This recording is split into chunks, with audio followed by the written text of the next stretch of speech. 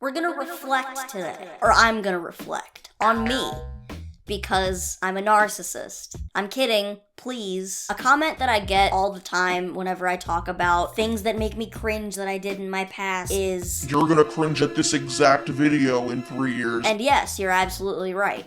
I cringe at things I did 3 days ago. So in 3 years, it'll be real interesting, I'm sure. Just like all of us, I've gone through my fair share of weird, questionable phases of life. And I'm sure I'll go through many more. I'm only 22, still have plenty more dumb things to do. Dumb ways to die. But I just wanted to reflect, see where I've been, where some of you have been with me, and just prepare for where we're gonna go. And do it in a cool, trendy way. That's right, we're gonna rank them on a tier list.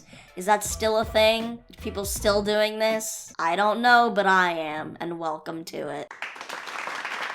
So the categories we're gonna be putting these phases in today are still thriving, still alive and well, might never go away, or it might just be a really long one. One below that is potential for resurrection. Kinda over it, but it still holds a little place in my heart, and it very well could take over my entire brain again. And then we go a step below that, and we have She Ain't Hurtin' Nobody. She's, a little questionable, little, okay, cute, Then a step below that, we have Girl. And that's that energy, just what are you doing, sweetheart? Think about it. Talk to someone. Think about it. And then below that, we have the lowest tier, which is someone please help her. And that also, I think, is pretty self-explanatory. Get her out of there. Get it out of her. Just stop. Hey. I just finished filming and I was about to go to bed, and then I remembered that this video is sponsored. I said that really fast. This video, once again, is sponsored by Raycon. I've been using Raycon earbuds for quite a while now. I use them every day. They start at about half the price of other premium wireless earbud brands, but they really do sound just as great. You would never be able to tell the difference. They have a really nice noise-isolating fit that goes right in your ear, forms to your little ear hole really well. They give you 6 hours of playtime, and when you finally run out of those 6 hours of battery life, you can just put them in the little carrying case that charges them on the go. I wear them the most when I'm cleaning so that I can move around and still hear whatever I'm listening to, because that's how wireless earbuds work, and that's how ears work.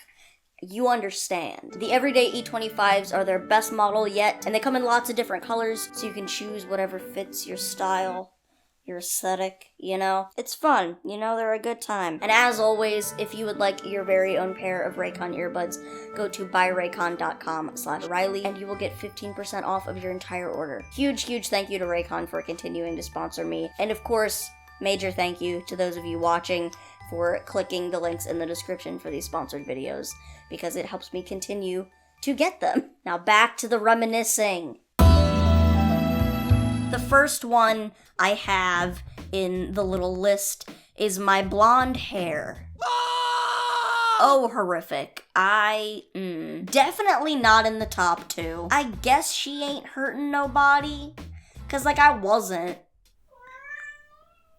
I remember at the time I wasn't posting on Vine very much anymore. I posted a Vine with my new tattoo at the time and with my blonde hair. I got roasted. Somebody said that I looked like I was on drugs. So I think we're gonna put her, She Ain't Hurtin' Nobody, because realistically, I wasn't hurting anybody, except maybe my own self-esteem later on in the future when I look back at these photos. But at the time, hey, ugly, but hey.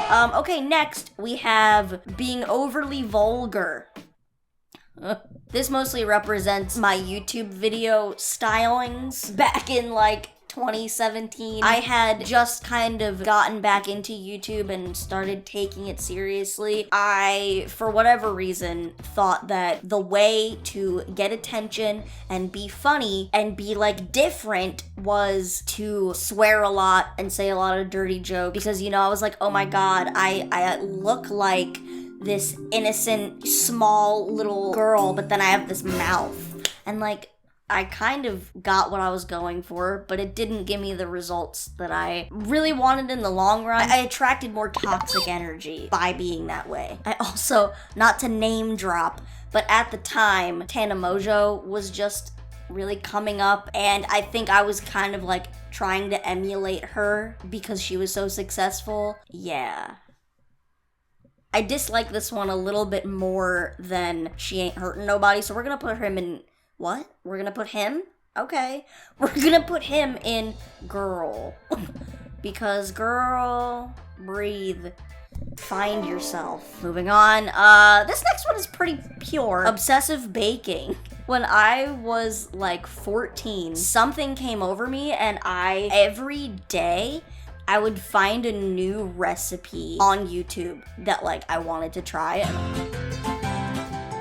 Hi guys, I'm Laura Vitale. And like force my mom to go to the store and buy ingredients, and then I would destroy the kitchen while she was at work to make some mediocre desserts. I tried making soft pretzels one time, and they came out looking like fecal matter. But it was fun, it was pure, it was cute. So for now, we'll put it in She Ain't Hurtin' Nobody, because like, I wasn't hurting anybody. It's weird because it's not as bad as the blonde hair, but whatever. Don't need to take it that seriously. Next is wanting to start a band with my friend when I was like 10 years old. Yeah, I have always loved music. Who doesn't? Everybody fucking loves music. It's such a weird thing. People's like, I love music. And it's like, wow, really? Never heard that before. No. My mom was in a band during a lot of my childhood, and she was a singer, and so I was around that stuff a lot. So at one point, my best childhood friend, who, bless her little heart, I forced her to do so much bullshit. I was convinced that we were gonna start a band. I had this little kid's electric guitar. I could play that one riff from Smoke on the Water, and I thought I was fucking Jimi Hendrix. She finally admitted to me one day that she didn't want to do it, and I broke down. Like, it was a moment. I wanted this so bad. Like, how could you do this to me? Now I'm the only one in the band. Like, it had even started. We had done nothing. I wrote a song called Cherry Pie, which is already a song. We'll also put that in She Ain't Hurtin' Nobody, because, like, I wasn't. Oh, God, okay. Next.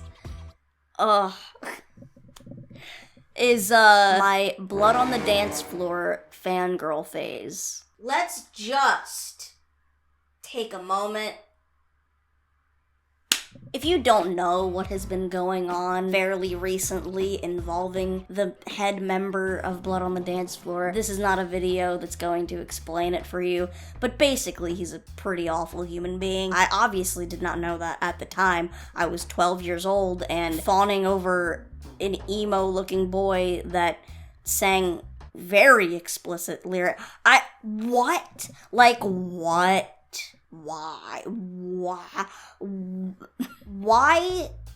did my brain latch on to that music and go, oh yeah, yes, this is what I'm gonna blast through my laptop speakers with my door closed as I chat with strangers on the internet, which we'll get to. Someone please help her, because I don't need to explain why. The scariest part is 12-year-old me loved the head guy, the guy that's like an actual monster.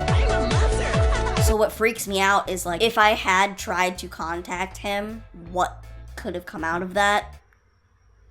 You know? So yeah, that's enough of that topic. Kind of piggybacking off of that, my emo phase. It's hard to even call it a phase, to be honest, because I kind of will embody that aesthetic to an extent for the rest of my life. I just don't straighten the shit out of my hair anymore, or wear fake lip piercings. But I still embody it in my soul. With that in mind, maybe it should go in Still Thriving, because come on. I mean, like, not to the level it was at the time, but like, you know, I'm me. What? We'll say Still Thriving. In my heart, it's Still Thriving. Putting it in Potential for Resurrection wouldn't really make that much sense. That certain time frame of it was a whatever. Why do I talk about things so deeply like it's the end of the world if I don't explain them? Next is literally wanting a double life. I had this whole, like, idea in my head that, and I told my mom this. I wanted to get a blonde wig that looked just like Hannah Montana's, and I would wear it and then walk to my best friend's house and knock on the door and be like, hey. Hey. How y'all doing? And she wouldn't recognize me. I don't know what my goal was. Like, what would I say to her? Did I think I was just gonna be a small blonde girl randomly showing up at her doorstep and like just stare at her and not saying it? I don't know. Like, I wanted to live the life that Miley Cyrus in Hannah Montana lived. Not a surprise if you've seen some of my older videos, but it went deep. It went even past the Ashley Marcy shit, okay? It was real. So again, we're gonna put it in She Ain't Hurting Nobody. Let me take a water break. You ever talk too much? And your throat hurts? Okay, next, Hamilton. Oh, listen, okay? Y'all know the movie just got released a little over a week ago. If I would have done this tier list 6 months ago, my Hamilton phase would go in potential for resurrection. But oh my god, it is back in full force. My brothers, it really is. I don't know what it is, man, but that musical makes me feel happy in a way that, like, no other art piece has ever made me feel. It's crazy. And I think maybe it's because I fell in love with Hamilton during like a time where I was really struggling, and Hamilton was one of the first things to kind of bring me happiness again. I have a tattoo of one of the lyrics. I love it. And it's absolutely, as of right now, still thriving. I've watched the Disney Plus version 4 times now, and it's not stopping. It's non-stop. Gentlemen of the jury, I'm curious, bear with me. Are you aware that we're making history? This is a Okay, next is Tinder. Now this basically means when I would make like my Tinder videos. I only ever made those because at the time, story time videos were like at the peak. Like, that was the biggest thing on YouTube at the time, was like scandalous storytime videos. And then I was also using Tinder to fill a void in my soul. Wasn't healthy at all and resulted in some very uncomfortable memories. For this one, we're gonna say someone please help her.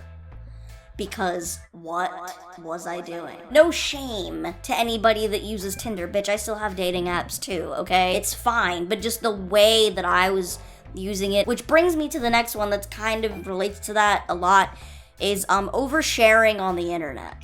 I did a whole lot of that. Basically, during this time, I had no friends. Like, when I moved to California, I was basically just hanging out with my dad and my grandparents for the first 1.5 to 2 years that I lived here. So I was in a weird place, and whenever I would have really strong emotions or when something like crazy would happen to me, I would just tell the internet because I didn't know who else to talk to. Not the greatest idea. Maybe don't do that, because the internet is forever and that shit's gonna be there forever, and not only is it forever, but everyone can see it. So like, people in my personal life just knew all these things about me that like I didn't necessarily want them to, and then I was like surprised when they mentioned them to me in person, as if I didn't just like plaster it up on the internet for everyone to see. You know, I'm actually gonna move Tinder to girl because that's not as bad, I feel like. Oversharing on the internet, I'm gonna say somebody please help her, because WeWorld. If you don't know what WeWorld... Hello. If you don't know what WeWorld is, doesn't exist anymore. A chat room for kids, where you would make like a little avatar and you had a page that, you know, you could write a bio on and whatnot. Basically, I got into so much shit on that website, and my parents had no idea any of it was going on, so hey, mom and dad. I've talked to them about it like since then. Side note, oh my god. Any of you guys that used WeWorld, do you remember the people that would pretend to be babies on there? Yeah. And you know what? I did that. Bruh. I did that. Like, I had a profile that was like a baby. What? I mean, I just thought it was fun and I was like 12, you know? This one's hard because I don't know if I should put it in She Ain't Hurting Nobody or a girl or someone please help her. This one could honestly go in any of those 3 categories. We'll just say girl because, you know, I was having fun. Next is a recent one. Only listening to Post Malone. I swear, only listening to him during like all of last fall and into like this spring. As well as Tiny Meat Gang. We ain't good. So yeah, we'll say potential for resurrection because I love me some Posty. He's great. He just gives me good vibes. He seems like a genuine dude. However, I felt the same way about the next person on this list. Does something ever happen that makes you just like not think that you can trust your own judgment ever in life? Yeah, next is my Shane Dawson fangirl phase. We're just gonna